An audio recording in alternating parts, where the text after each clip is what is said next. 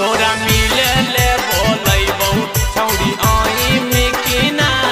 तोरा मिले ले बोलैबौ छौरी आइमी कि ना mix by Kiran recording studio हड्डी मोड़ हैरा जमुई। तोरा फोन हवा करब तो उठाइमी कि ना तोरा फोन हवा करब तो उठाइमी कि ना तोरा मिले ले बोलैबौ छौरी आइमी कि ना तोरा मिले ले बोलैबौ छौरी आइमी कि ना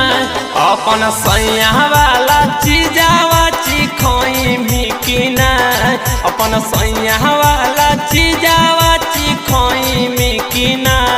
तोरा मिले ले बोलैबौ छौरी आइमी कि ना तोरा मिले ले बोलैबौ छौरी आइमी कि ना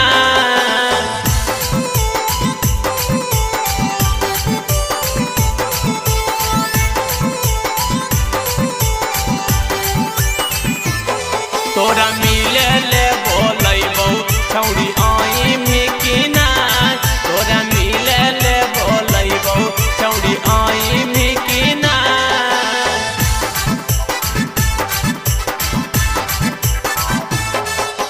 जबे बोलैबौ तबे तो अइहो सुने हमर बतिया हमी तहियौ सुने गे छौरी बचपन के संगतिया जबे बोलैबौ तबे तो अइहो सुने हमर बतिया हमी तहियौ सुने गे छौरी बचपन के संगतिया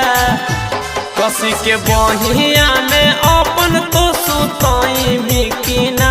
कसी के बहिया में अपन तो सुतइमी कि ना तोरा मिले ले बोलैबौ छौरी आइमी कि ना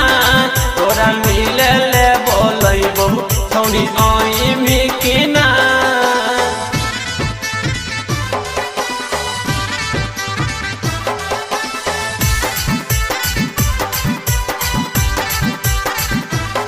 तोरा मिले ले बोलैबौ छौरी आइमी कि ना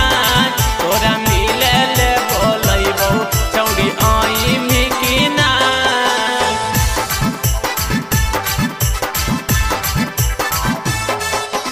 प्यार कैलियो सदियो करब छोड़ब नहीं साथ गे जिंदगी भर सुने गे छौरी दैले रहब हाथ गे प्यार कैलियो सदियो करब छोड़ब नहीं साथ गे जिंदगी भर सुने गे छौरी धैले रहब हाथ गे कहौ शिवदानी चटनी चखइमी कि ना हंसी के मिथलेश से बतियइमी कि ना छौरी मिले ले बोलैबौ तोरा आइमी कि ना छौरी मिले ले बोलैबौ तोरा आइमी कि ना।